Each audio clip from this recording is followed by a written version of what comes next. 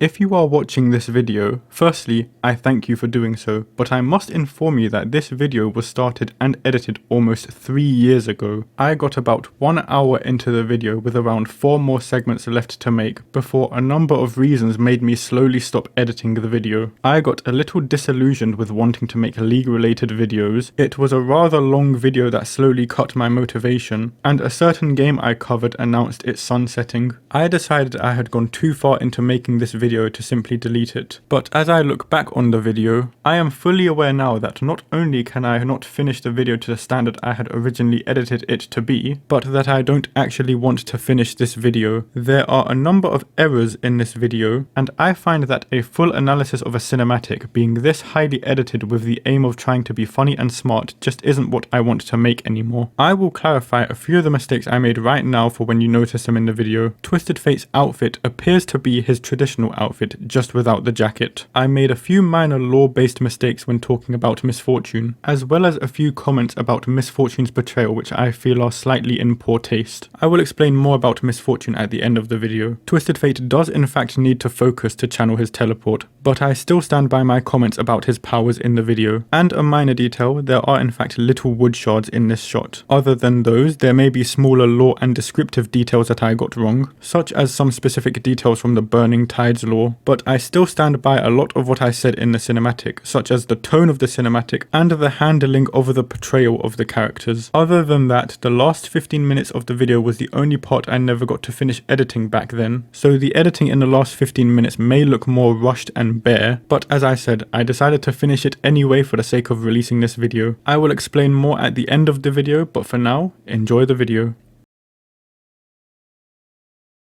A lot of the time, the actual video game you are playing is not the only thing that draws you in and invests you into the fictional world you are exploring.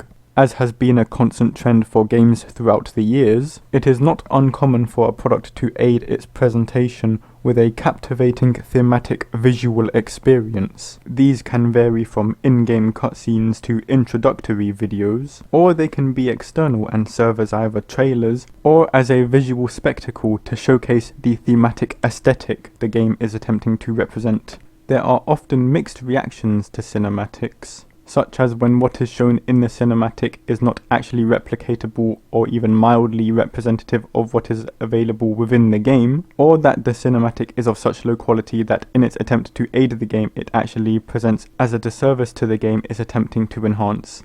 While others see cinematics as a great method of drawing people into the game, as its advertisement of such a universe is captivating to the imagination.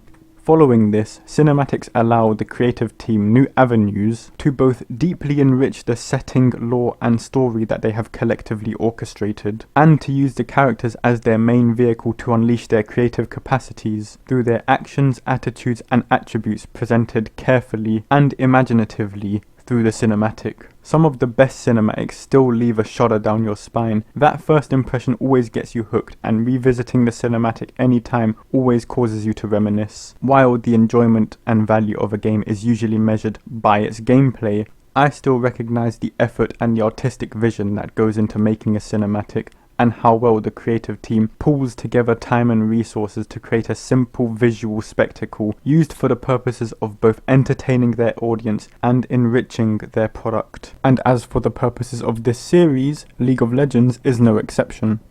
One thing that Riot Games managed to do to stand out in the gaming marketplace was to produce some very well choreographed and expertly produced visual spectacles.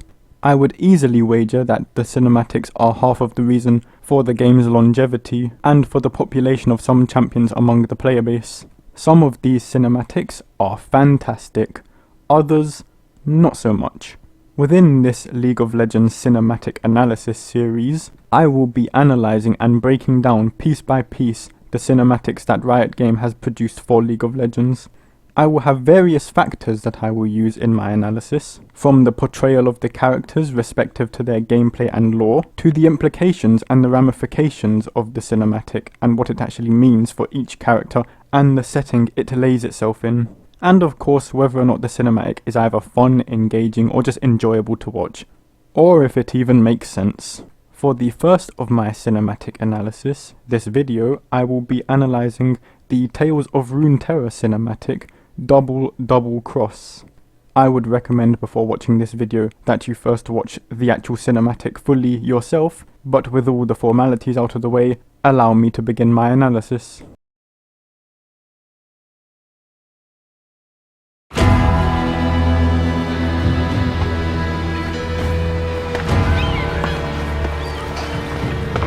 And here is the first pause of my analysis. So what are we looking at here? Well, the first thing we're looking at is that this is clearly the setting of the cinematic. Well, it looks nice, I can't fault the art direction, and at least it looks pretty. It looks like it's set in Bilgewater as well. Hold on, where are we again? MacGregor's Kill House? That doesn't sound like a field of justice to me. I don't see any summoning platforms or fountains or anything that can resemble a field of justice. So, we're definitely outside of the Institute of War here. This is definitely in Bilgewater. Now, why do I go out of my way to mention that? It means that this is an actual law event happening, and that means that the consequences can be permanent. We'll get to that later. Still, let us continue.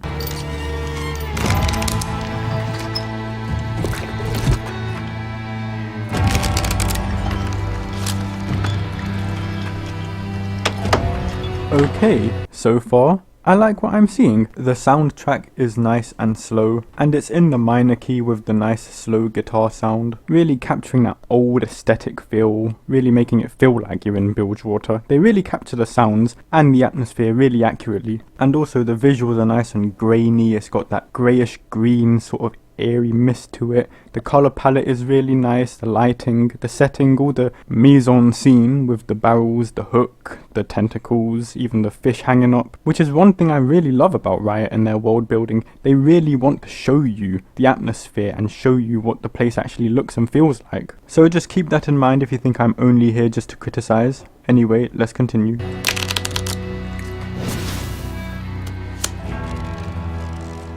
My oh my, who do we have here? Is this Miss Fortune? She certainly seems like she's been in a spot of misfortune herself. What on earth is she wearing? Is this really the look they gave her? Sweetheart, what has happened to your hair? Now, I suppose I can explain this. It appears they are going for her Captain Fortune outfit, as opposed to her traditional Miss Fortune outfit.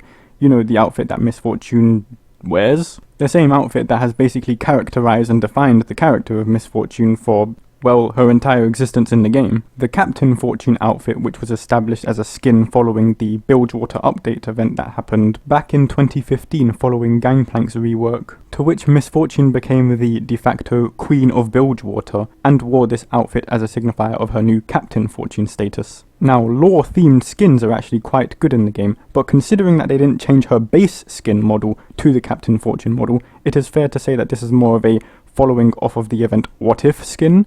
So Miss Fortune should still kind of be wearing her traditional Miss Fortune skin. I'll be speaking a little bit more about the appearance and recent appearances of Miss Fortune in League of Legends later on in the video, but for now, let us continue again. Seems like I'm the one holding all the cards now. Wait, what? Do my ears deceive me? Did she just speak? Seems like I'm the one holding all the cards now. She did. She did actually speak. Well, so the characters in these cinematics are actually talking now. I, don't know how to think about that. One of the things that was so charming and invigorating about the older cinematics is that the characters were able to portray themselves very accurately and distinctly to how they were characterized within the lore and even in the gameplay, without having to engage in any lines of dialogue. You got a few grunts and audible sound effects here and there. You had some gameplay sounds come up every now and then. And then of course, famously, there is the Sinister Babe. But other than that, characters never needed to talk or express themselves verbally. I guess that's mainly due to the older cinematics actually taking place within the Institute of War, so they are actually connected to the summoner and you don't really talk when they're actually fighting in that regard. But mainly it's because that they're not engaged in this sort of real-time lore event where they're actually people, they have to actually talk about what's going on. But that was kind of the charm of the original cinematics, is that they weren't involved in any of these ongoing lore events, so they had to portray themselves without talking about whatever's going on. The actions spoke louder than any words they can come up with. Still, now that these characters are actually talking, that will give me an even greater avenue to further analyze their character and portrayal. You better not mess this up, Riot. I will be watching and listening. Let us continue. Well played, Captain. You finally landed me.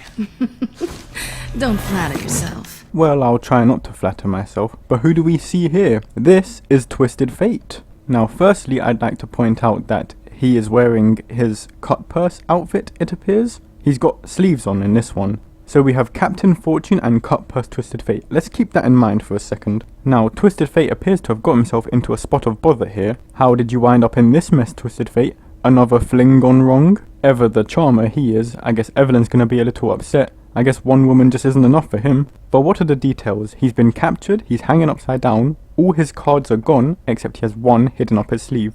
Now, I could query about how he got captured, but considering he's hanging upside down, he wouldn't be hanging upside down for too long, or else the blood would rush to his head and he'd be dead or unconscious. So clearly Miss Fortune didn't really have much time to change if she was wearing her old outfit, where she would have actually distracted him with her jiggle physics. But then again, she did manage to confiscate almost all of his cards, which Twisted Fate is very good at hiding, considering he still has one hidden on him. Now, while things that characters do in-game isn't exactly what they can do in lore, but he can in-game see things, you know, with his ultimate. I am sort of playing along a little bit with this because I'm actually going to discuss his method of getting captured and escaping later on when we watch this video, which we will do right now. I'm after a bigger fish. Your partner. Now, Graves is too smart to walk into a trap. If you think he'd be stupid enough to bash... Let him go and nobody gets hurt. Damn it. Dumb luck is a gift of his. Oh, is it? What? Dumb luck? Graves? Hold on, one step at a time. Okay, Graves is here. Allow Riot to explain Graves for me. The big meme that Brad was reinforcing was Graves is not impressed. Nothing impresses Graves. He's seen it all. And we tried to reflect that in the acting choices that he makes throughout. And then when you do see him get a little bit scared, and you do see him get bested by Nautilus when he barely gets his gun up in time and it's sort of shattered by the anchor, seeing a little bit of fear in Graves is also a kind of a cool moment. We're talking about the same person who did this to the Noxus Chainsaw Massacre.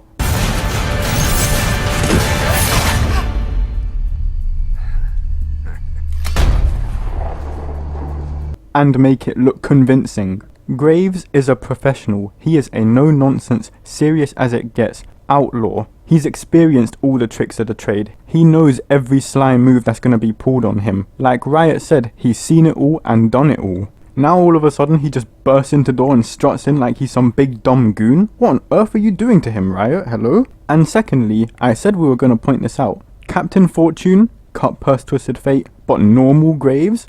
Where's my roughneck, guns out, cannon wielding, cutthroat Graves? If ever an excuse to make Graves a big dumb goon, this would be the skin to have him wear. At least this Graves looks like he'll be the first to get choked out by Batman. But thirdly, and most importantly, what on earth was that trap? It didn't tighten as it rose, it comes up so slowly, and it's so visible. Heck, Twisted Fate's one appears to be in the middle of the room. As Twisted Fate said, Graves is not going to fall for a trap like this. Twisted Fate would very much not fall for a trap like this, especially in the middle of an open room. Fine, you made me play my hand. Allow Riot to explain Twisted Fate for me. For instance, if you were to pause it, his back is broken. I mean, it's completely broken and he's off balance. Wait, is it?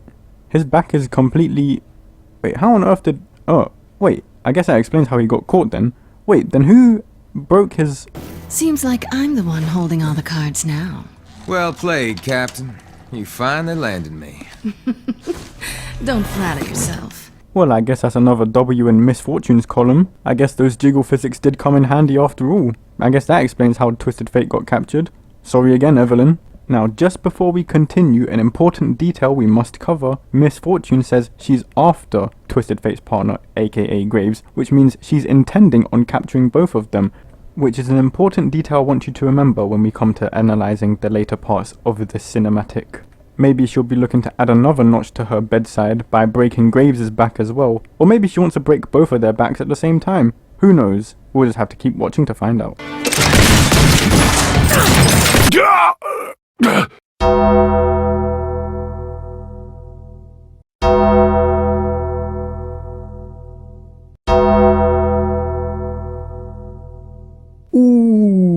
tough break, Graves. Well, I guess that's a tragic way to go. Remember how I said this is an actual law event and the consequences can be permanent? Well, that's Graves gone. I guess we can remove him from the game now. Yeah, he's gone. He's dead. He just got shot right in the...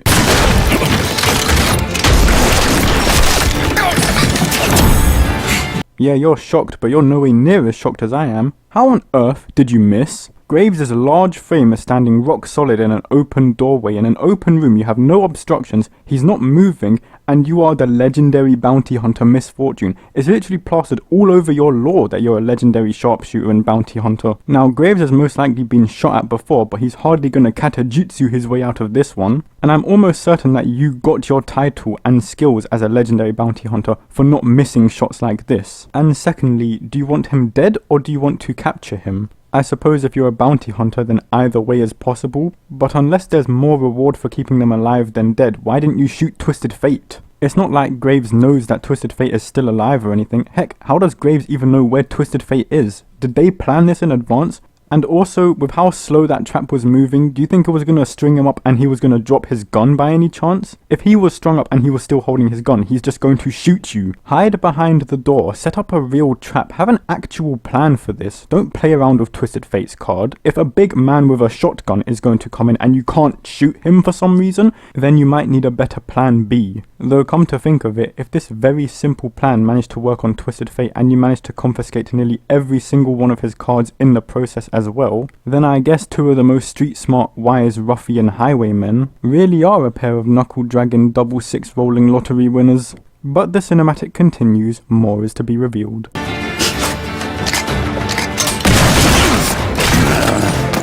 No, you don't.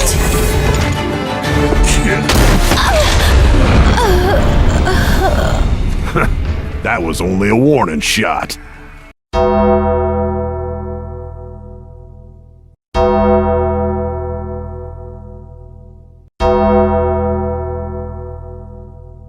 Well, that was mildly heartbreaking and tragic. Knowing the things Misfortune dealt with to get to the stage in life where she is now, I'd have thought she'd have been able to survive something like this, or at least be well equipped to avoid being in this situation. But no, this is sad. Life is short. How very, very unfortunate.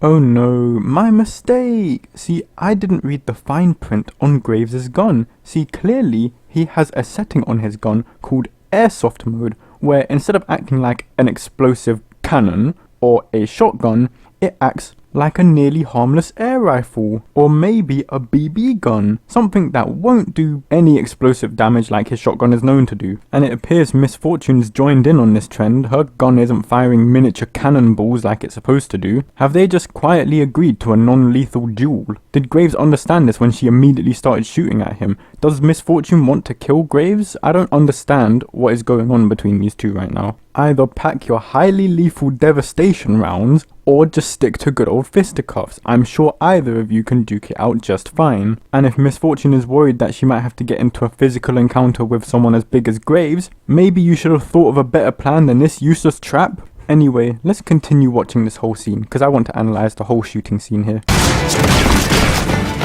I got you, brother. Much obliged. Hold that pose, Twisted Fate. He is now armed and dangerous, but before we analyse the next scene, I want to fully analyse the little shootout that Misfortune and Graves engage in.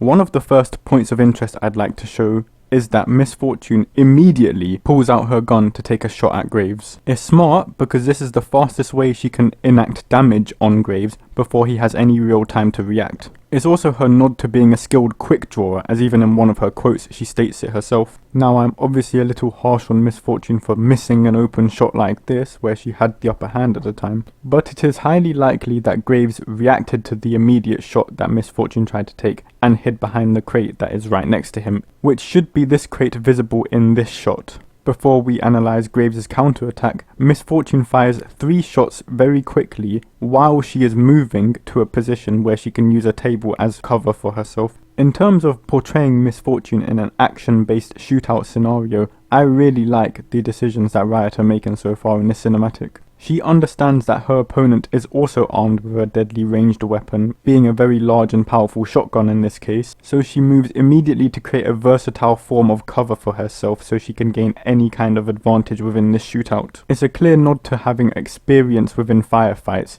as she's probably had to shoot many people who've shot back at her within her time in Bilgewater. I also do love the attention to her doing a fairly aggressive barge to the table to turn it over. Later on we'll see Miss Fortune perform a rather sturdy kick to Twisted Fate to boot him away from his card, which is a nice juxtaposition from her more friendly approach when she was initially talking to Twisted Fate. The new high threat scenario has caused Miss Fortune to change from being flirtatious and charming to being aggressive and commanding, which to say the least speaks volumes about the attitude and adaptability that Miss Fortune had to engage in order to survive in Bilgewater growing up. While she's not wearing it now, and I'm going to get to it, it's a reason why her classic attire is very revealing and provocative. It may have been simply that Riot wanted to remake a certain stabby femme fatale, but instead make her more flirtatious, feminine and wield guns instead of knives. But even then they have to come up with a reasonable excuse for why this outfit or this character has decided to wear such an attire in the setting that they have created. And in a much similar manner to the reason why Madame Boobs and Blades wears such an outfit, is it lulls the security of both men and even some women to the threat that they are potentially posing. Miss Fortune grew up with just her mother in one of the roughest areas in the whole of Runeterra,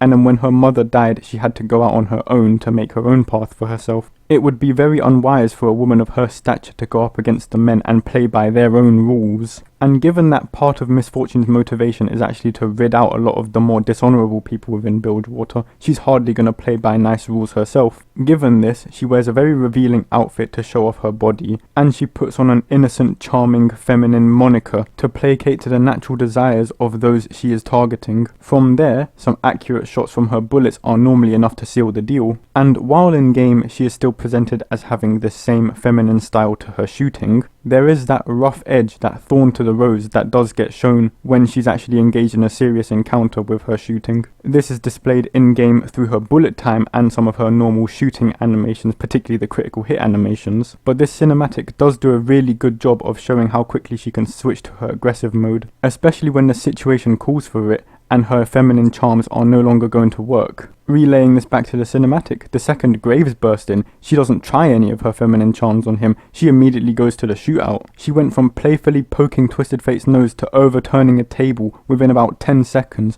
all because the situation called for her, and that comes from her experience growing up in Bilgewater, and it is great character development on Riot's part, and they portrayed it very well within the cinematic. While I do certainly commend this position of nice to mean within Miss Fortune, one of the more captivating aspects of Miss Fortune is that she does at least 80% of her work within the more charming feminine side of her personality. I say this only to say that as we get deeper into analysing this cinematic, there may be a hint that Riot are trying to masculinize Miss Fortune a little bit more than her more feminine traditional approach. But now just a mild rewind of the scene we just saw, but to get it from Graves' perspective.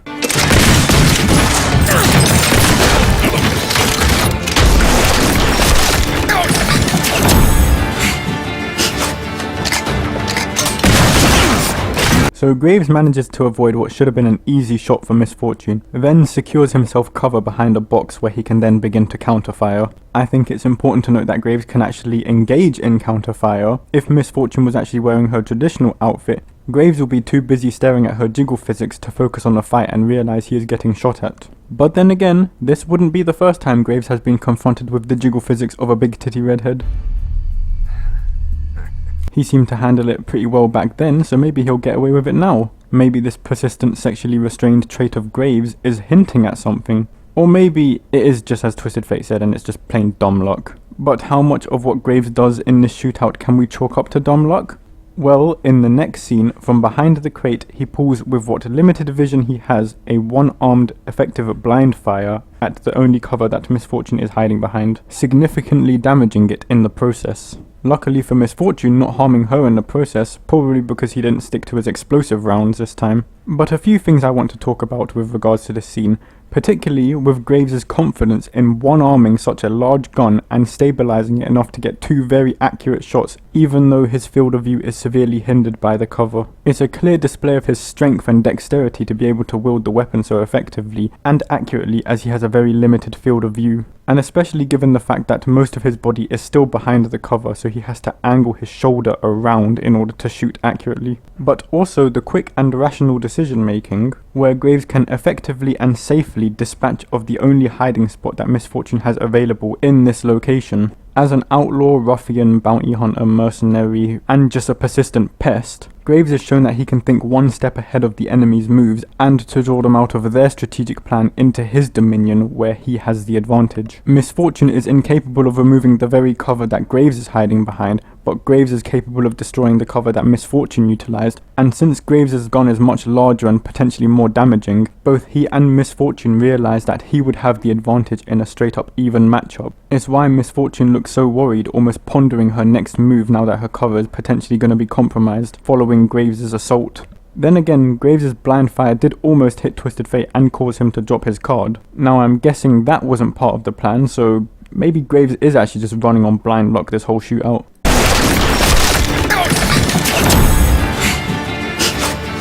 This right here is a nice little hit or miss detail with regards to League of Legends' cinematics. Graves is reloading his shotgun. Now yes, Graves actually has to reload his gun in the game, but to be fair, this was only added after his marksman rework. But more so, this sort of presents an interesting spin onto the fantasy element of characters using guns and never having to reload. Varying from game to game, often dependent on the genre, sometimes you have guns that never need reloading or never actually use ammo other than the actual amount of shots that you can shoot within a single instance. Then there's most shooting games which obviously rely on you having to pick up ammo or use different guns if you run out of ammo. But in League of Legends, projectiles don't seem to have an ammunition count. Quinn is hardly going to recall to base every time she runs out of crossbow bolts, or maybe she just gets Valor to get them for her. But then again, even champions like Jhin have a fresh stack of 4 bullets every time he needs to reload. And the answer for this was pretty simple and well established within the original lore of the game, is that they're set in Summoner's Rift and they're using a resource bar to manage ability usage. Champions can seemingly shoot forever or never run out of their respective equipment, because within the summoned contained environment they are in, they're granted a magical contained supply of their weapons or ammo, but have limited usage of this and limited frequency of usage of it. It's a way of explaining why the gameplay is allowed to take place, and it makes sense because then you'd have characters running out of ammo immediately. Especially in the original cinematics this was displayed as well, as they all took place in Summoner's Rift, so the characters were never going to run out of their inventory there. But they were trying to explain within the cinematic that it is a more realistic depiction of what's going on, so they might throw their weapon and still need to pick it up afterwards. They're not going to have it magically spawn onto them, even though they are still within Summoner's Rift. Which is a point I must stress within this cinematic, because this is not taking place in Summoner's Rift. This is an actual lore event, so it makes sense for Graves to actually reload his gun. But this is where a thought that's always come to my mind, which is how does Miss Fortune's guns work? Even in game, Miss Fortune appears to be carrying 2 hand cannons. It seems like they only fit for 1 bullet in each gun. Heavens knows how she even loads that gun. But then again, she performs a move like the bullet time, and then you're wondering how on earth does this many bullets come out of a gun that looks like it can only hold 1 bullet at a time, especially when you can see how large the projectiles are. Again, the excuse can be made for in-game, but then you're in this scenario and Miss Fortune's firing multiple shots at a time, and she doesn't seem to be hindered by ammunition. I would have given leeway that Captain Fortune's gun looks like it holds more bullets and fires in a different mechanism, but she's using her traditional guns in this cinematic. I would say I'm obviously very forgiving that the cinematic is depicting the event, with focus on the spectacle and the characters within the cinematic, and the secondary thought of the details of ammunition should not be the first thought that comes to the audience's mind. But since this is a deep analysis, I do have to raise the question, how on earth does she get away with not having to reload her gun, but Graves is still hindered by the burden of having to reload? Maybe you can make the argument that he's switching ammo types, which would certainly make a nice addition to in-game Graves, riot please, but Miss Fortune has the advantage of having the infinite ammo hack, despite the fact that this is not the established setting for such a possibility to occur. I obviously made jokes about them killing each other with their shots, but if you're going to be outside of the Institute of War, you can't also have them have infinite ammo. They're essentially infinitely generating solid matter in the environment, and they're not even magic-wielding characters. If Gangplank, who is also a Bilgewater character, so I'll use him as an example, was in this cinematic or a similar cinematic, he's not just going to comedically pull out a barrel from his pocket. Even if the cinematic were set within the Institute of War, they would still have to appropriately display how Gangplank is able to use his barrel mechanics. But in a scenario like this, Gangplank will be left with just his gun, his sword, and whatever oranges he's carrying at the time. I bring this up to say that while I do obviously enjoy the spectacle of a gunfight between characters, it has to maintain the setting that it's in, otherwise this is just law breaking. How on earth does Miss Fortune have a gun that never runs out of ammo and never needs to be reloaded? Her seeing Graves having to reload is actually what inspired her to move from her position and make her next move, which is an irritating detail in analysing this because Graves is never afforded such a luxury since Miss Fortune never has to reload in the fight. Nitpicking much? Deal with it. We're moving on. No, you don't.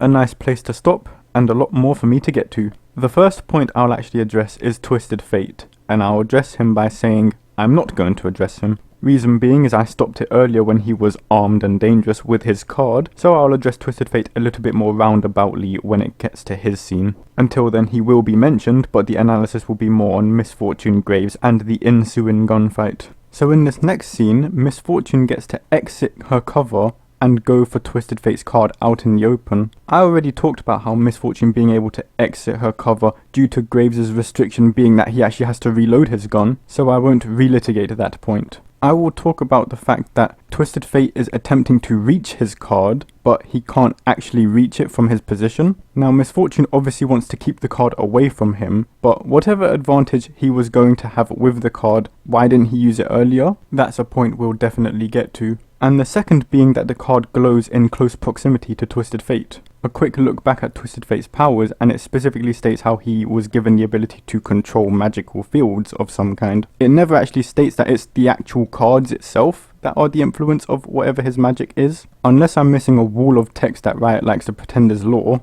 Twisted Fate's magical powers should really be able to work on any object. Given that Twisted Fate is heavily inspired by Marvel Comics' Gambit, Twisted Fate picks playing cards for a very similar reason that Gambit picks playing cards. They are small, compact, and easy to store within the body. He can hold multiple of them at a time. His gambling and card trick skills allow him to maneuver and wield these very effectively. And for the purposes of channeling them with just enough magical power to be effective, their size and weight make perfect weapons. It's also just a character point of his in that, given that he's still a gambler and a trickster at heart, he's still going to use playing cards to use his magical abilities on. I'd wager he can use his magic on anything to a similar degree, but he chooses the playing cards because swindling and using tricks with cards is his forte, which is why it bothers me slightly when Miss Fortune holds his card and it flickers a little flame on it. If it's Twisted Fate, then him having the card is irrelevant to the goal. Miss Fortune wouldn't bother pushing him away, he can use anything. And if that's true, you should probably tie his hands up so he can't touch anything. But if it is actually the cards, then Miss Fortune reaching for this card is a very good strategic advantage. But why didn't she use the massive deck of cards she had at the start? Why didn't she preempt this when Graves was about to burst in? Why is she still using her gun if these magical cards have very strange and useful effects? It just feels like the cinematic is creating and removing rules whenever it sees fit, just to fit the purposes of whatever we want the scenic flavour to have. But we'll talk more about Twisted Fate's cards when it gets to his scene. Back to Miss Fortune and Graves. No, you don't. Now earlier, I actually praised this little detail that Riot was honing in on in this cinematic, but unfortunately, this is starting to become a real problem with regards to character portrayal at this point, and that is that Miss Fortune is starting to behave and act very stiff, aggressive, and quite frankly, very unladylike. Forgive me for attempting to defer to Riot's own portrayal of Miss Fortune's character traditionally, but Miss Fortune is usually shown to handle fights with poise, flair, and grace, kicking in a flirtatious feminine flick of her hip at any given opportunity. Employing a seductive style in her fighting has become second nature to Miss Fortune, so much so that her forced uncalled for poses in her shooting appear to erect a form of pride and superiority in her attitude. She's a better fighter than you, she's better looking than you, and she can do both of them at the same same time in high heels, and with your last gasps, you'd have figured that out because you'd have been staring at her the whole time. I pointed out earlier that Miss Fortune's emphasis on over-sexualized femininity within her fighting and general attitude makes up about 80% of her general behavior, with the other 20% being relegated to when actually serious matters need a serious attitude. In other words, she's hardly going to make sexy poses if she's caught in a trap or snagged on anything, nor is there any necessity to be stylish and flamboyant in front of wild animals if she's alone at night just trying to go to sleep, or if she got sent beneath the waves and she actually needs to swim to the surface and get to safety. You can understand the context at which Miss Fortune would need to be serious,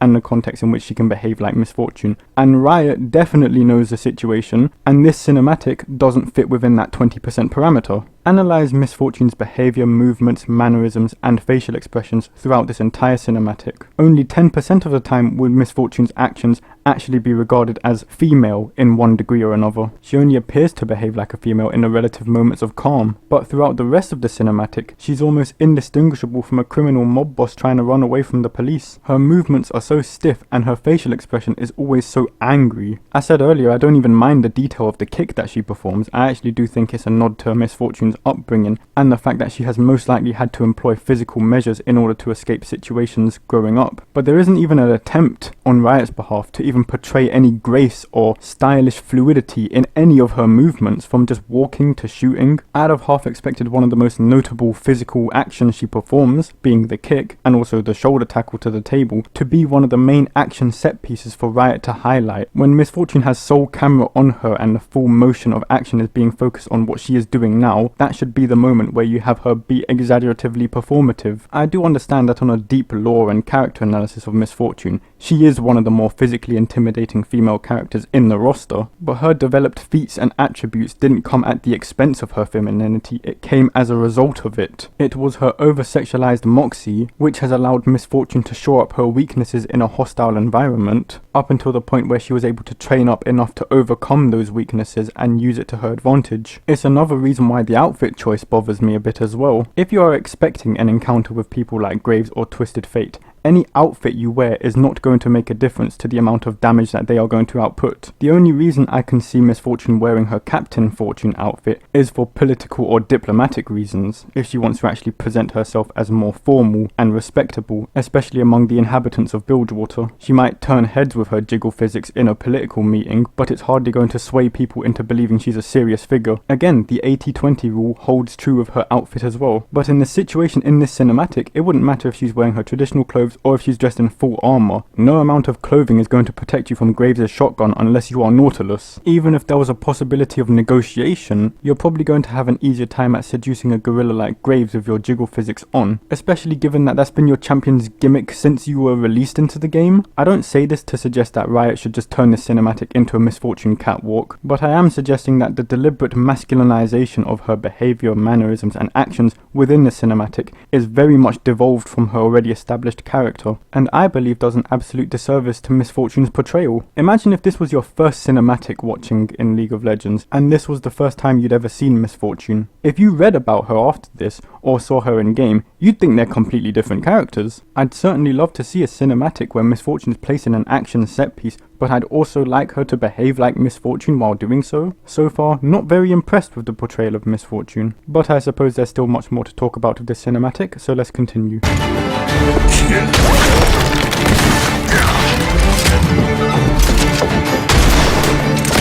If my eyes haven't deceived me, Graves' shotgun has been a grenade launcher, a sniper rifle, an actual shotgun, and a pea shooter, across the span of a few cinematics and his gameplay appearance. I'm not going to insult the gameplay decisions of Graves' in-game appearance, but outside of what Graves actually does in the game, it's almost impossible to know what his gun actually does.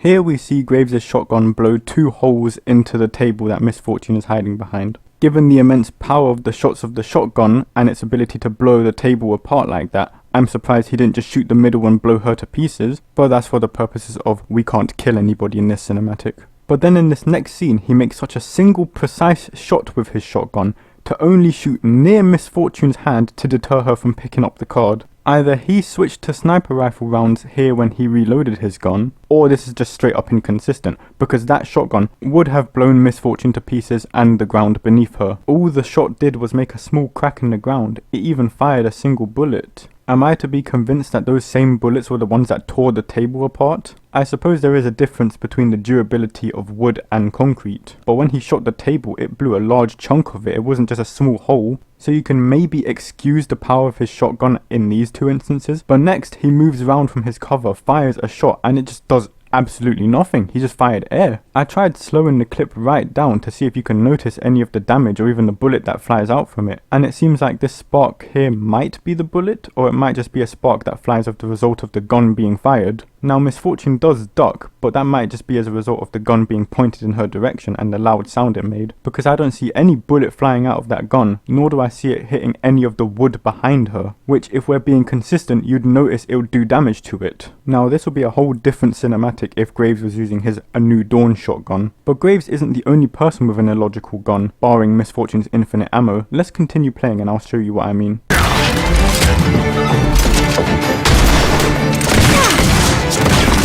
Right there, did you catch it? Big, slow, hulking goon Graves is running out into the open, and Miss Fortune, legendary bounty hunter, is shooting at him, and she's only scraping the floor? I pointed this out earlier, but Miss Fortune is actually using her traditional hand cannons. The bullets that will fly out of that gun are probably the same size as the ones that will come out of Graves' gun, and while that might be consistent with Pea Shooter Graves' sniper rifle in this cinematic, it doesn't make any sense when you relate it to their actual in-game portrayal and the guns that they're traditionally using in their lore. Miss Fortune's guns, all 3 pairs of them, are huge, and Graves' shotgun is so damn big it needs a grenade launcher cylinder just to reload it, and it could be doubled as a shield. Riot were trying to make a nice little western classic shootout scene between these two characters, and while one of their problems is that neither of the characters would really engage in such a fight, even though I did explain that there's good reason why they would, but their guns do not support this kind of gunfight. You can't do everything in your power to portray these guns as more than just regular pistols and shotguns, but then when a cinematic demands it, you devolve them into just regular pistols and shotguns. And before you make the attempt that this is outside of the Institute of War and their guns work differently from the game to the lore, firstly, Miss Fortune not having to reload disproves that immediately, but secondly, they don't change their guns from in-game to the lore. Like, she's still holding hand cannons, they're not gonna fire regular bullets. I'd have maybe conceded this point if it were Captain Fortune's guns, because they do look like they fire regular bullets. But there is no way you're gonna convince me that Riot went through this much level of design and effort to make Miss Fortune's hand cannons fire miniature cannonballs in-game, and you're gonna tell me that they fire regular bullets in the lore. In the confines of the Institute of War, they may get infinite ammo, which is only regulated by mana and ability usage, but their guns probably aren't going to change in performance. With that being said, original Graves' gun actually behaved like a single bullet gun, with the clear indication that the shotgun is multifunctional, being able to fire the multi-shot shotgun blast, the smoke grenade, or the collateral damage. Then they changed it to being a shotgun that fires actual shotgun blasts for regular attacks as opposed to the single shotgun it used to do. But even then, in his cinematic depictions, there's only one scene which occurs off screen where his gun behaves anything like an explosive round, and it still sounds like a powerful shotgun blast, similar to what blew away the cover in Miss Fortune's case. Graves might be the only person I can give a small degree of leeway to in this situation, but even then my case is flimsy, because as I showed earlier, his gun fires into the air and does absolutely nothing. Riot really wanted that western style classic shootout between these two characters, but chose the wrong characters with the wrong weapons to do it. It'd be difficult to find a scenario in which they could get away with doing it, but they'd probably have to strip the actual weapons that these characters use in order to do so. I'm not going to soften up and try and counter my own stance on this to play devil's advocate and be nice to this cinematic. This decision ruined the immersion. In terms of character analysis, Graves is the only person who actually resembles and represents himself really well, and his shotgun looks really nice. Aside from that, his shotgun doesn't actually act like it should in game or in lore, and additionally he doesn't act like Graves in the slightest. Miss Fortune couldn't be further from Miss Fortune if Riot tried, but we're still not finished with Miss Fortune yet. And at least Twisted Fate is somewhat resemblant of Twisted Fate, but we're going to get to him right now. On with the cinematic. Huh? Huh? What? What in the world? Twisted Fate is... He's gone. He's actually just gone. What? Wait. Whoa. Hold on. What on earth am I actually watching right now? Within a second of touching his card, Twisted Fate managed to just instantly teleport away. He's just gone. He hasn't even appeared somewhere else immediately. He's just gone. Here I thought Twisted Fate was going to save this cinematic, but I guess I'm wrong. Now I have a few questions to ask. We'll start with the obvious. How in the world did Twisted Fate get caught? Let's try one of the more generous possibilities given the information we've gathered since the start of the cinematic. He walks into this building, doesn't see the trap on the floor, he slowly gets dragged up to the ceiling, and I guess all of the cards fly out of his pocket. Miss Fortune jumps out of nowhere and fly kicks him in the head and knocks him out cold. And it isn't until literally the instant this cinematic starts where Twisted Fate actually wakes up. Even given all that grace, the same card that he uses to teleport out in this scene is the same one that he pulls out of his sleeve in the intro. Meaning, what's actually stopping Twisted Fate from just one touching that card and boom, disappearing? Does he have to hold it up to his face in order to channel it? Given the card flickering flame when Miss Fortune touched it earlier, is it actually the card that enables it? Did he just get the lucky card and actually get the one that can teleport him out of here? Unless I'm mistaken, this is a mana card. I don't think they're the ones that allow you to teleport. But let's assume he still has to channel it in front of his face in order to get the teleport to work. Miss Fortune is not going to stop him in time. Even with her amazing quick draw abilities, firstly, she's gonna miss. If she missed Graves from that distance and he's standing there being a dumb goon, she's gonna miss Twisted Fate. I'm just not accepting the fact that she's gonna hit anyone given the cinematic. But secondly, he just sort of poof disappeared. I'm sure he'd have been gone before she even be able to pull the trigger. And again, if she wanted you dead, she'd have probably killed you already. You know, you're probably not gonna get shot if you try and teleport away. So even given the circumstances of the cinematic presented, given the most possible likely chain of events that could lead Twisted Fate to be caught like this, it's still illogical that he'd remain captured. But let's play on any other possibility that might occur. Twisted Fate walks into this room, steps on a trap, and then what? Just pulls out his card and then poof, he's gone. The very fact of him teleporting away proves that the trap doesn't even hold him when he's trying to teleport. He can't actually be restrained. Am I to believe that he stepped on the trap and then he was so flimsy all of his cards just flew out of his hand? And then it wasn't until Miss Fortune sitting there playing with all his cards, stacking them up nicely, that he realised he still had one in his sleeve? I'm gonna get to his plan with Graves, but what if Graves walked in and then shot him dead before he could just teleport away? He's still in the danger when the bullets are flying. Heck, it's what causes him to drop his card like a goon. He even attempts to try and grab Miss Fortune's gun when the shootout's about to start. Why didn't he just teleport away then? But I'll throw my last theory as to how he even got caught. He walks into this building, Miss Fortune shows him her jiggle physics, and then what? Swipes his cards, knocks him out cold, points a gun to his head and holds him hostage. At any situation like this, I'd still imagine he'd be able to whip out his card and just disappear immediately. The way he teleports is almost impossible for anyone to react to him if he's trying to do that. But I guess we're just going to skip over all the details of how he got caught, and we're just left with, oh, he's tied up and Graves has to come in and save him, but then the second he touches his card, he's just gone out of the trap. Twisted Fate, being the person captured, was just Riot's excuse to have this whole cinematic happen, and they couldn't have chose a worse character to get captured. But it gets worse from there. My second question was, what exactly was Miss Fortune's plan given that this was a possible outcome? Firstly, whatever the plan was, it involved capturing both Graves and Twisted Fate in these slow-moving leg traps, which they can get out of and they're not even bound by hand. Given the possibility of Twisted Fate touching any card and doing whatever magic he can with it, you'd think you'd have had a better plan to come up with restraining Twisted Fate. You literally left him dangling. He still had a card in him. You didn't even properly remove all his cards. I made the same point about Graves earlier as well. If he got restrained and he's still holding his gun, what on earth difference is that going to make? He's just going to shoot you upside down. And Graves doesn't look like he gives much of a damn if he kills you or Twisted Fate. He's just shooting anything at this point. Come on now, Graves. I thought you and Twisted Fate were closer than that. Again, if Miss Fortune wasn't dressed as Captain Fortune, I'd make the strong argument that she'd be using her jiggle physics to aid her in capturing these two. Miss Fortune, if you need the warning, using your jiggle physics on certain champions has its consequences.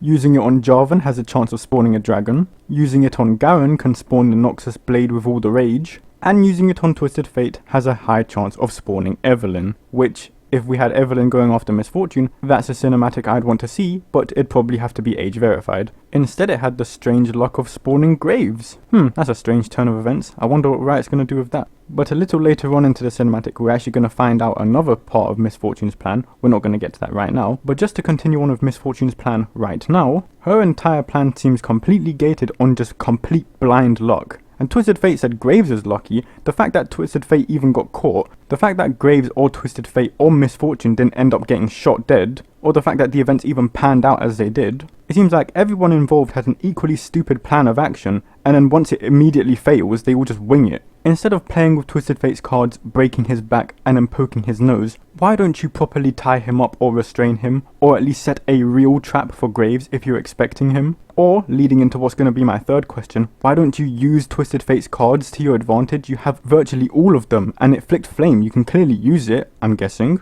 I mean, can she use it? This is leading into my third question.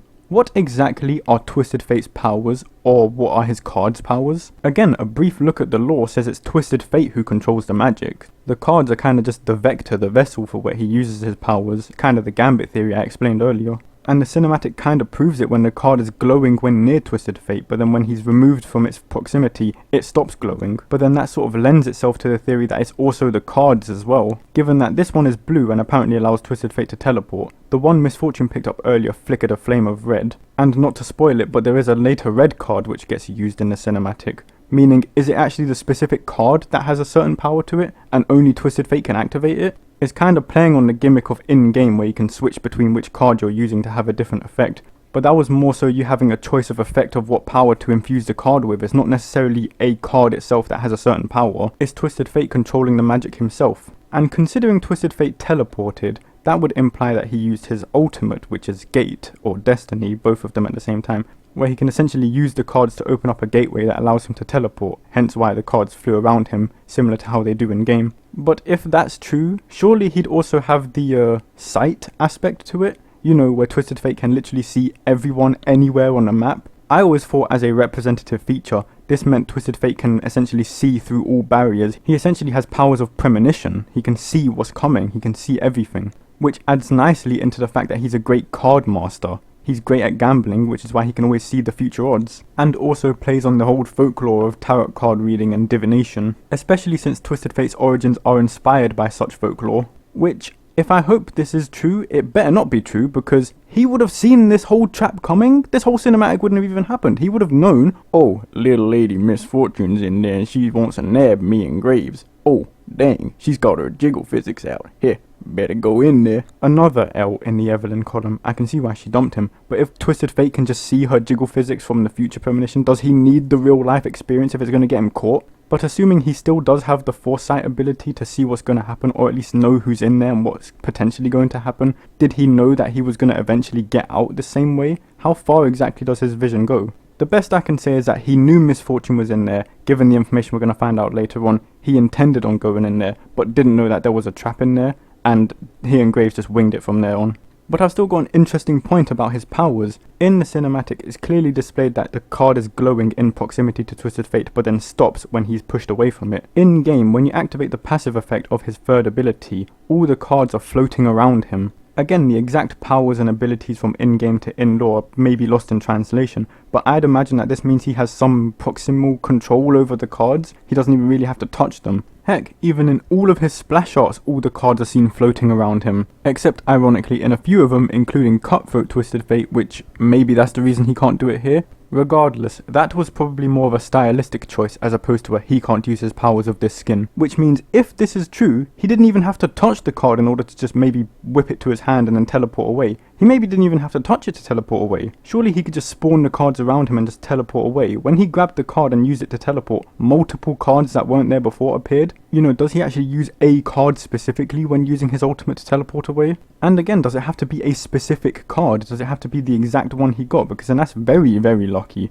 That's literally banking on lucky odds just to get out of a situation. What if he pulled out a completely useless card that couldn't teleport? Are we still using the idea that it's a specific card that does a specific function? Could Misfortune use the card to teleport out? Could she use the other cards that have other features? Is it the card? Is it Twisted Fate? Is it both? And what are the rules? Does he have to be touching it? Can he be near it? I say this again because if you're a first time watcher of this, and this was your first experience in League of Legends, Twisted Fate's powers will completely baffle you. And then if you were to see him in game, they'd confuse you even more. But now to my last question that this little scene made me think about.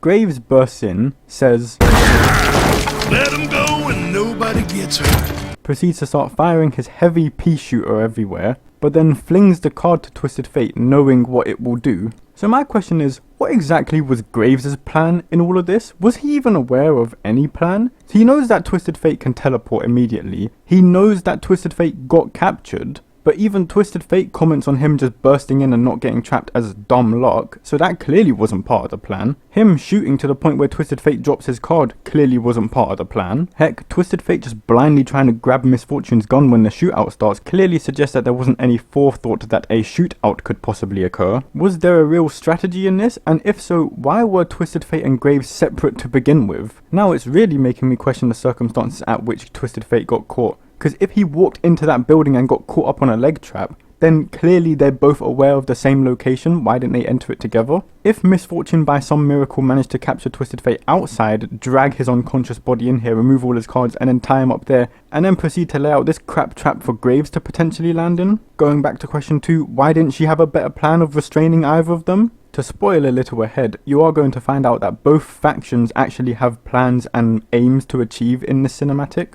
And it's scenes like this, it's interactions like this, it's the whole first 2/3 of this cinematic that just make these characters seem completely stupid, incompetent and out of character. I'm really just completely blown away by what we've watched. Let's just keep playing, let's just keep watching the cinematic, and maybe I'll be able to salvage my brain after this. My turn. All right, Missy Fortune. Nice and easy. Don't make any more trouble. We have come to the end of the main action set piece of this cinematic, but before we go on to the next scene, I would like to give my thoughts on the entire shootout. I trust you'll be thrilled to know that this would be mostly positive. I do not wish for this to be a completely negative analysis, but there are also things I do actually like about it as well. I love the medium fast-paced, high-octane, jolly sort of Bilgewater music that they had going on in the background. Contrast this with the slow music they had playing at the beginning of the cinematic, compared to the now fast, upbeat and lively tune that they are playing. Riot display that they are clearly adept at letting the audio convey the atmosphere accurately. Additionally, this does not disclude the actual sound effects that are made within the shootout, which includes the heavy breathing of Miss Fortune, the clicking and reloading, and the wood being shattered and the chains rattling, and even the humming of Twisted Fate's cards, all while bullets are being traded backwards and forwards between downtimes of cover and fire. The editing and camera angling also added into this effect very well, as you're also getting perspective shots from the primary actors within the shootout, granting viewers an immersion and a vicarious insight into the fast-paced actions and decision makings that both characters have to participate in. Furthermore, while I did give heavy criticism of the decision making of both characters, given the immediacy of the situation and the urgency in which they needed to make these decisions, it was actually good enough to suffice a good scene. While criticism of the specific characters and their archetypes making poor decisions within the situation is a reasonable argument to make. However, to counter my own disagreements, stock placeholder characters in this situation with the given equipment would probably make the same decisions. All in all, it was a fun and energetic experience on a fairly basic level, given Riot's past track records of cinematics and the expectations of what the characters could have been portrayed to do. This is a slight letdown, but at least it conveys an adequate enough presentation of a shootout between these characters. It was good, I suppose, just plain good. For some quick notes before we move on to the next part of the cinematic, Twisted Fate snatching the gun out of her hand. He finally got the gun on the second attempt, but he's not really the gun type, but it's to hold her still. While Graves, as he's pointing the gun at her, refers to her as Missy Fortune, which does confirm that this is in fact Miss Fortune, which breaks my heart. Why does it break my heart? Well, if my previous analysis didn't give away any hints as to my feelings towards this portrayal of Miss Fortune, then you may want to prepare yourself as we move on to these next scenes. Okay, you win. So who gets to collect my bounty? Bounty, yes, okay. So the bounty hunter, Miss Fortune, has a bounty on her which these two are attempting to collect. Now, I was obviously alluding to this little bit of information earlier, but now I'm going to have to do a bit of revising to explain this properly. Let's start with Missy Fortune. She wanted to capture both of these two for a goal we've actually yet to reveal yet again. Although by the information granted by the dialogue between these two, it doesn't sound like she actually wants Twisted Fate. It sounds like she's after only Graves, and she's merely using Twisted Fate as a lure to get Graves. Additionally, Twisted Fate's dialogue also suggests that he probably also has a bounty on his head, probably Graves as well. After all, why else would the legendary bounty hunter Miss Fortune waste her time pursuing two thugs like these two? However, when Graves is lured into the potential trap which fails, she does not hesitate in shooting without regard for the possibility that she might actually kill Graves. Not to drag on endlessly about Miss Fortune's plans in this situation, but if she is only after Graves and she's not concerned whether he's alive or dead or not, does Twisted Fate being alive actually serve to any benefit to her? If Graves burst into this room to find Twisted Fate hanging dead with a bullet hole in his head, only for Miss Fortune to burst out from behind the cardboard box while he's distracted and shoot him in the back of the head, then Miss Fortune would have an absolute win, and Riot would then have to remove both of the characters from the game because they'd both be... You know what, skip that part, ignore I said that. However, we will find out that later on she's not willing to shoot them both dead because of the later reasons that we haven't revealed yet. But from what has so far been presented to us, we are unaware of that, so this is an important point to make. Aside from all of that, that's all of Miss Fortune's plan out of the way. Let's go on to Twisted Fate and Graves' plan. So they are out in Bilgewater to collect a bounty, possibly and potentially only Miss Fortune's bounty. Given that Miss Fortune mentions the bounty and then these two actually start arguing about the bounty, we haven't got to that part yet, but bear with me. So they may have been searching Bilgewater in search of Miss Fortune to collect this bounty. Whatever. The real problem is, Twisted Fate's initial capture and Graves' bursting in seems to play out more like a rescue mission as opposed to a search and destroy. Again, we don't see the details of how these two managed to get separated for Twisted Fate to get captured, but the fact that Graves bursts in knowing Twisted Fate is in danger almost seems like there was never an intent on both of them to actually be capturing Miss Fortune, more like this was reactionary on Graves' behalf. This is also further supported by Twisted Fate's initial comments. Well played, Captain. You finally landed me. Again, suggesting that Twisted Fate knows that there's a bounty on him and a bounty hunter has just come and grabbed him. He knows that he's been caught now. Now he's kind of banking on his partner not getting caught and hopefully getting them both out of this situation. However, while I will understand the counter-argument that Miss Fortune starts shooting first, Graves starts shooting back and opening fire on their potential bounty target, with the risk of shooting his own partner in the process. I'm certainly willing to hold the possibility that there is a dead or alive clause to both bounties, but then given the decision making of both parties involved, it puts into question whether this was actually their intended goal in the first place and what was initially presented, rather than what was just added afterwards to make up for this. If Miss Fortune wants them both alive, maybe don't start shooting, maybe form a better trap, maybe get some goons with you, and if she's okay with them both being dead, again, don't leave Twisted Fate alive, just kill him immediately, and then form a better death trap, potentially involving you hiding behind the door, for Graves. And for the hybrid rescue mission bounty collecting duo, if you're going to save Twisted Fate, also don't shoot him. And if you two are bounty hunting, how did you two get separated in the first place? Weren't you focused on a common goal to find Miss Fortune? Wouldn't you have had her triangulated? How did she capture one of you and then escape the other one for so long? She managed to escape Graves long enough to tie up Twisted Fate and confiscate all of his cards, but Graves still knew the location enough to just burst in without any regard for any traps. And again, if you two are on a bounty mission, Graves, you have a smoke canister. You can use more non-lethal methods than your hand cannon. If it was just an escape mission, they wouldn't actively try and capture Miss Fortune at the end like they do here. Twisted Fate would just port out when he gets his card, and Graves, since he's on the bottom floor when Miss Fortune's upstairs, would just run out the door he came from. And if this is a bounty hunting mission, then Graves and Twisted Fate wouldn't have been separated from the beginning for so long enough for Miss Fortune to create such an elaborate setup to capture both of them separately, at least attempt to.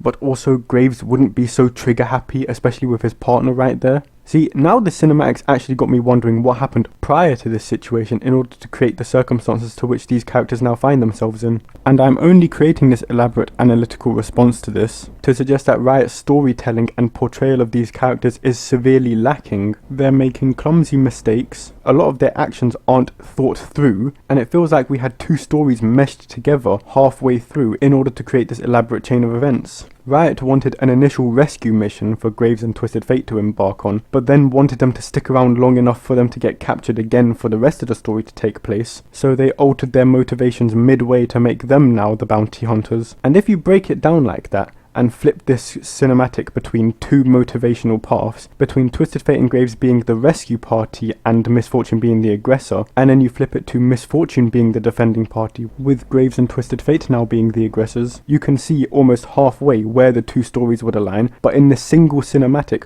both stories cannot take place simultaneously. You create a mess, and you mess up the motivations and behaviors of the characters. That's why they make such silly mistakes. And a lot of these blunders cause the story to accidentally happen as the cinematic dictates it does. But at the same time, Riot is sacrificing the integrity and ingenuity of these characters. Twisted Fate would be far more prudent, Graves would be far more cautious, and Misfortune wouldn't be so reckless. But alas, we still have more to this cinematic, so maybe there's more to salvage about these characters. Let us continue. Well, by arrangement, we always split 50-50. Nah, hold up, 70-30. What are you talking about? At the time, I'm pretty sure I just saved you again. Which Just look at these two arguing with one another, throwing hearty jabs at one another, breaking the tension in an otherwise serious situation to argue over a previously discussed set of arrangements these two had agreed on. Clearly an enhancement on their previously established character interactions these two regularly engage on.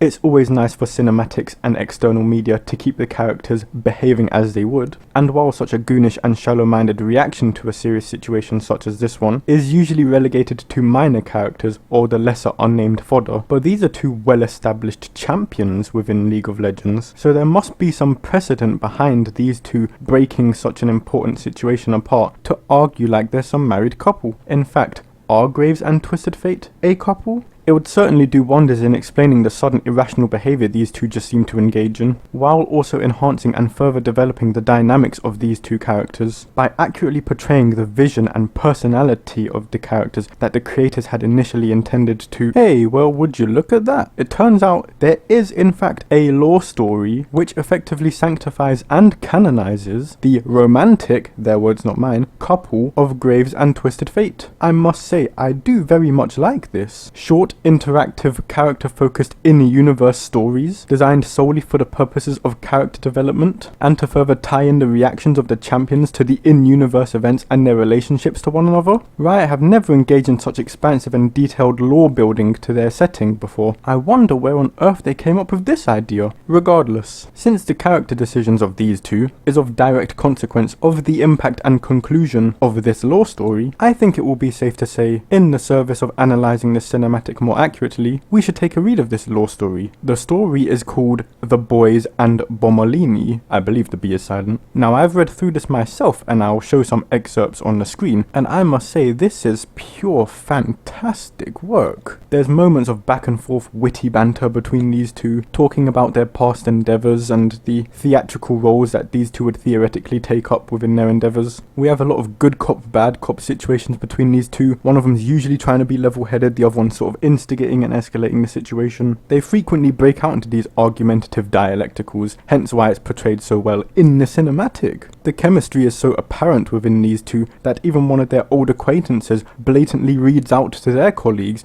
of the affair these two are engaged in. You also get the personal jabs you would usually throw at your friends or maybe even your spouse, as they comment on either person's appearance or judgments. In fact, it's so black and white at this point, even the author can't help but just basically say it in the narration. But the author does expertly give the perspective of these two as they gaze upon each other and give very vivid descriptions about how they view and feel about their partner. And while these two are usually theatrical and assertive in the presence of other people, when left alone with just each other and the romantic, aromous atmosphere, they devolve back into their teenage selves, awkwardly mustering up the courage to express to their partner how they really feel, ending with some very interesting details about Graves' past, and obviously the totally not totally future that these two will be spending together, which is just a masterful way of keeping these two characters true to their design, portrayal and personality, while also setting up the future endeavours that these two will engage in, which, if I may say myself, has been long overdue. These two deserved to be together, and I say it's about time.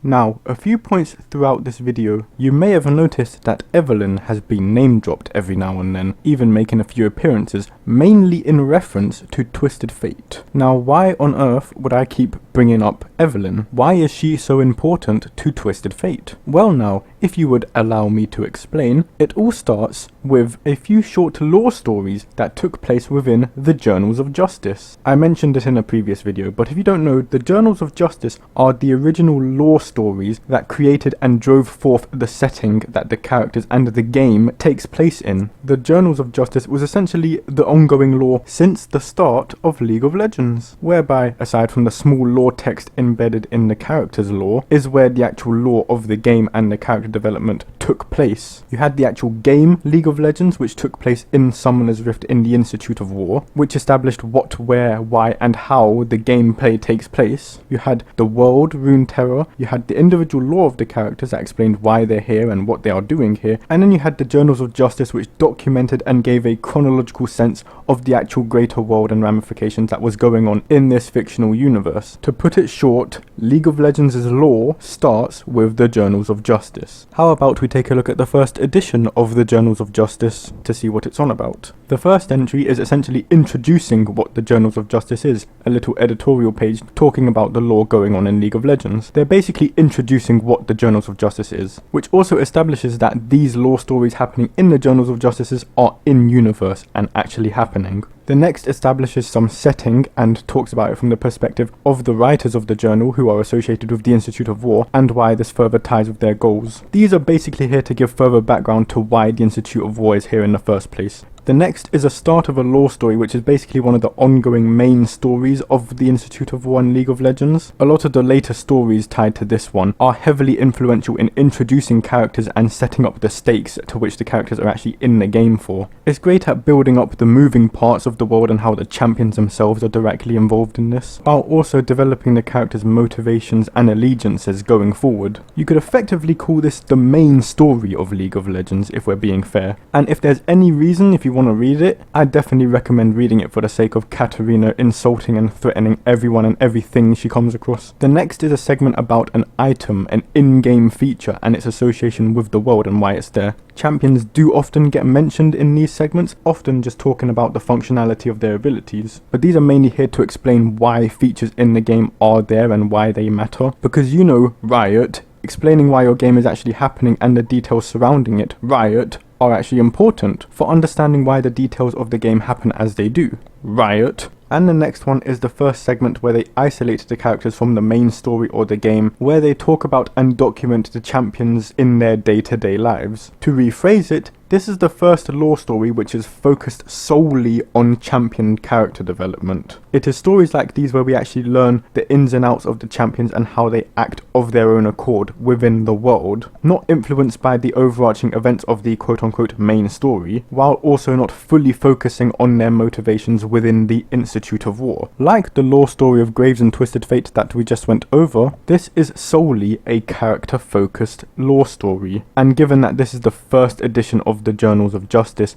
and this is the first time these stories come up, this is the first character-focused lore story in League of Legends canon. And what is the very first story that we come across? What is the topic of it? It is that Evelyn and Twisted Fate go on a date. One of many dates, to say the least. In fact, they're practically a confirmed couple at this point. And this is only the first bit of character development we have gotten for any character in this game so far. To truly present the gravity and severity of this, if you were to ask Riot Game, what is the first character-focused story that you've made in any of your official products? Unless I'm mistaken, the correct answer would be a story of Evelyn and Twisted Fate being in a romantic relationship with one another. Well, we haven't exactly put that new lore that we just talked about into question yet, so how about we delve into the details of Evelyn the Bachelor Maker to see what actually happens. It's always the exotic beauties you have to watch out for, and Evelyn is a champion who embodies that to the fullest. Short, sweet and simple way of conveying character development. Let us continue.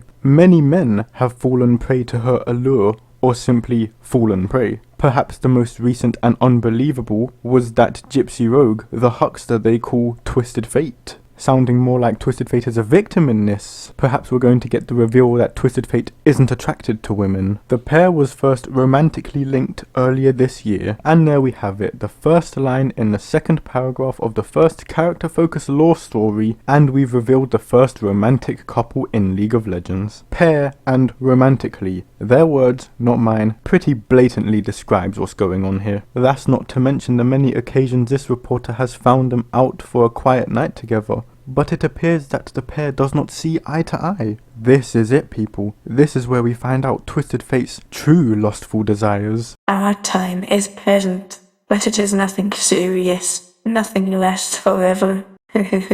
Well, almost nothing. Well, it doesn't sound like Evelyn is too fond of Twisted Fate. I wonder how Twisted Fate feels about this. I'm a man who believes in keeping his options open, but sometimes you gotta take a chance. And that blue skin beauty is worth gambling on. Well, my word, they're not getting along. Evelyn doesn't feel it, but Twisted Fate wants to double down. So the first ever romantic couple in League of Legends, Evelyn is not interested, and Twisted Fate is not only straight, but super straight. Fancy that for the first ever character-focused story in a game's history. But Twisted Fate says he likes to keep his options open. Maybe that's hinting towards him and Graves. Well, we're actually going to get to that. We'll actually find out in the next entry. Sources close to the couple, their words not mine, have claimed that vicious battle arena fighting on opposite teams has taken its toll on their relationship, and on nearby city streets outside the fields of justice. So yes, it's nice that the actual game League of Legends you played actually had effects on the characters in the world. Weird. Almost like the gameplay in the actual Institute of War was canon. And that wraps up the first story involving these two. Let's fast forward a few more journal entries to the next time we catch up with these two in Tango for Two. A certain pair of league champions were the talk of the evening after their scintillating display of dance expertise last month at the Royal Masquerade Ball, Demacia's yearly costumed carnival. Evelyn and Twisted Fate cleared the floor dancing a sultry tango, surprising guests from all over Valorant. Wait, did you say tango? You mean that this is a lore-accurate skin? My oh my, it's weird how that works, isn't it? It's almost like old League cared about their characters. From our observations, it's a no-brainer why tango is the dance of choice for this couple. As they tore up the floor, their eyes never left each other as the heat of their close embrace scorched the curtains of the ballroom. Watching Evelyn's leg snake around Twisted Fate as he led her around the dance floor. Now I do say bravo to such exquisite literary prowess. Those are some deliberate details being conveyed there, almost like they're deliberately trying to express and present a visualization of their fluid romantic adoration of one another. They tore up the floor while the heat of their close embrace scorched the curtains, but their eyes never leave each other, while Evelyn's leg snakes around Twisted Fate as he's leading the dance. I could have such a field day analysing this scene alone that I'm surprised this wasn't age restricted, but we're still not finished here. Tango is the best dance style that expresses our relationship. We aren't just dancing, we're competing with every step, dip and spin. Well, with that testimony and the description in the earlier paragraph, is there any doubt that Twisted Fate loves Evelyn? Clearly Evelyn's getting in on the dance as well, she's taking it very seriously. Evelyn and Twisted Fate are currently guest instructors at the Crown Dance Academy in Demacia. If you're lucky, you might score a spot in their extremely popular class. Though beware, many students have been seen fleeing out of the front door after inciting jealousy while pressing too closely to either instructor.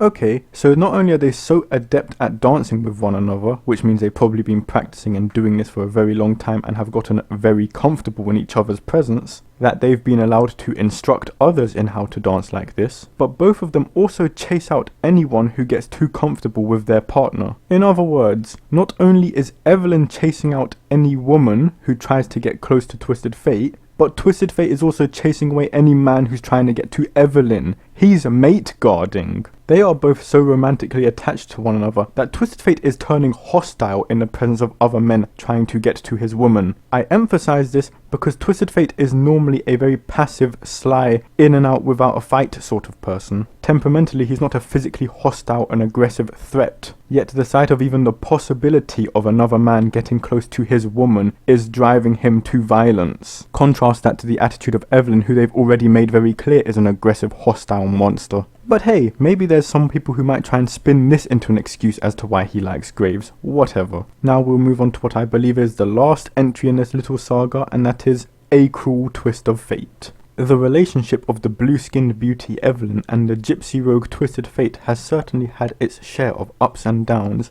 On Sunday, it hit its final down. This is it. This is the moment that Twisted Fate reveals his true feelings about Graves to Evelyn. What started out being a romantic couple's walk through Granola Park in Demacia went cold just before sundown. Nearby sources claim that Evelyn simply dropped the bomb in the middle of a conversation, leaving Twisted Fate shocked and dismayed. She then kissed him gently on the neck and walked into the growing shadows. Well, sounds like Evelyn broke up with Twisted Fate. But what is the reason? Evelyn has so far been unavailable for comment. Rumours abound regarding the reason for the breakup, however. Sources close to the Widowmaker claim that this was a perfectly normal breakup for Evelyn, while others claim that there is some lucky soul waiting in the wings for her affections. The truth, as always, will come out. So she broke up with him because she just wasn't quite feeling him correctly. Or maybe someone else just has her attention and she's just off to find new paths for herself. Either way, at least Twisted Fate has been spared a gruesome death. But if Twisted Fate really likes Graves, then this shouldn't be a bother to him. He should come out of this feeling pretty happy if we're being honest. This reporter managed to catch up with Twisted Fate at the Accursed Trinket, a disreputable bar in Zorn.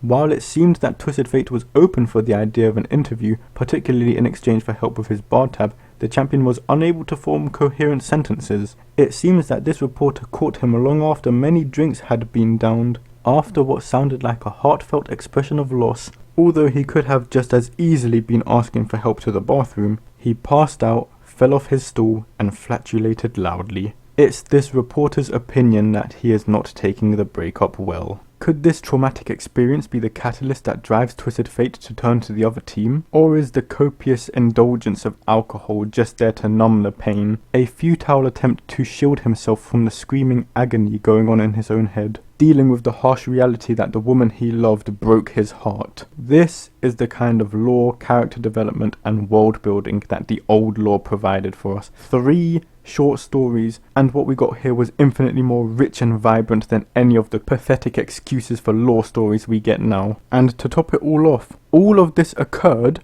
before Graves was even a champion concept. Yeah, all the jokes I was sprinkling throughout about how Twisted Fate really wants to confess his love for Graves and how he wants to dump Evelyn for that is really me poking fun at the fact that people are really trying to convince me that Riot intended for Twisted Fate, a champion made in 2009, to be in a relationship with Graves, a champion who was made in the late 2011, whereby a year prior to that we literally saw the beginning, development and end of Evelyn and Twisted Fate's relationship, before the concept of Graves even existed. You can slip disrespect past the average normie player, but you can't past me. I am not accepting this as Twisted Fate. This is a full 180-degree character retcon of an established character presentation, which was the first in-depth backstory and development for any champion Riot Games ever did. It's one thing to retcon your champions and turn them into completely new characters, while masquerading as them dressed up in their skin suit while people remember the pre-established development that happened with them, simultaneously marching along to the new lore that Riot are crafting for them,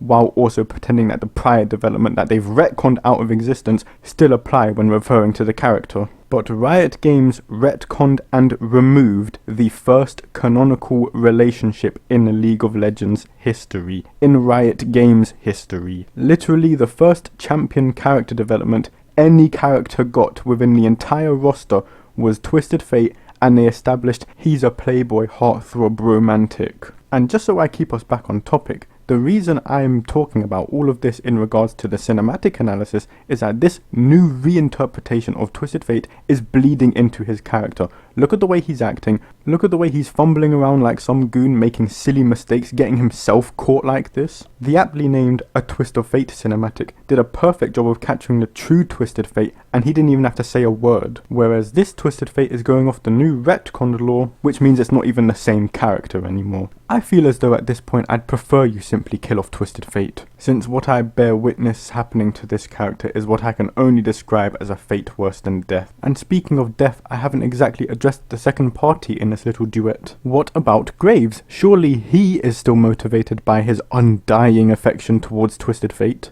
After all, a full 2 years before Graves was even released into the game, They made Twisted Fate so that he can be in a relationship with Graves, correct? Well, it turns out when Graves was released, he had an undying hatred for Twisted Fate, and his motivation for being in the game as it is was that he wanted to kill Twisted Fate. Even his pre-release teaser was basically, give me Twisted Fate the easy way or I will get to him the hard way. There are some champions who, throughout the ongoing lore laid out in the Journals of Justice, formed alliances and cooperations here and there, or made newfound enemies as the story went on, but then some characters came into the game pre-packaged and hated or liked certain characters, and that defined the character going forward. Graves is the latter. He hates Twisted Fate. In fact, the implications of his lore suggest that even the suggestion of partnering up with Twisted Fate again would be a foolish mistake, as it could potentially yield the same results that got him into the same antagonistic relationship to begin with. During the Bilgewater lore update event, it was a compromise to team up with Twisted Fate to take on a bigger threat, that being Gangplank. It's a double-edged sword situation. Either he teams up with Twisted Fate, potentially gets backstabbed again, but with the possibility of surviving, or he stays on the train in his one-track mind and potentially has a war on both fronts, which includes the worse odds of having to face Gangplank. This is actually the kind of lore that would go on in the Journals of Justice, where he's actually progressing along his motivational goals. Then they might have to dampen his motivations for having unbridled hatred towards Twisted Fate, maybe give him a one-off, but now he's going to still continue to hunt him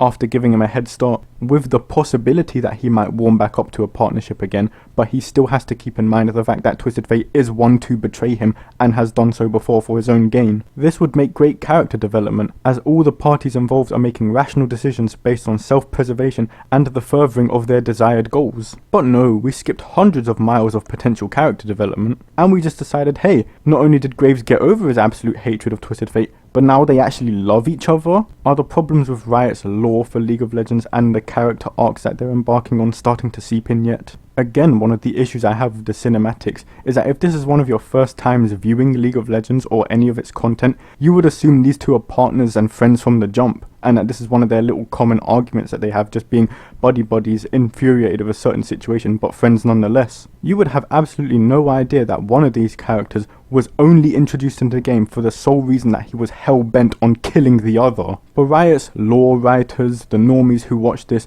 and this cinematic just gloss over all of that, start from the end point, and just assume you would understand and get all of this and you would play along with it. Well, I won't play along with it. You're in the rage cage now. I will find every inconsistent detail in your lore and character writing, and I will expose it. And cinematics like this are no exception to that. But we're still watching it, aren't we? So how about we continue? Actually, we are not going to continue. We are going to end it here. Rather conveniently as well, because the next scene would have been where I preferred the cinematic ended. Assuming they keep it as a rescue mission and Misfortune manages to trap them both in a box, then the pair can try and get out on their own, keeping it just focused on these characters. The next part I was going to analyze was Misfortune's trap on the top level, Squidward and this other guy, and the scene where Twisted Fate blows him and Graves up. But more importantly, I was going to have a rather big rant about Misfortune's character portrayal and how I felt it was disrespectful to who she was meant to be, which also included me talking about Riot trimming the edge off of their game, talking about censorship of their game and characters, and how Riot are shifting into a more light-hearted tone for League of Legends that feels tonally deaf from its origins. So the next parts of the cinematic I was going to analyze were the parts that I didn't like to begin with, so I felt I didn't want to engage with that as it's not what I want to make content on in future, especially now that I've had more time to gain reverence and respect for these characters, particularly in the classic lore and in the Burning Tides, with even greater emphasis on Misfortune herself, who has slowly grown to become my second favourite character in League of Legends.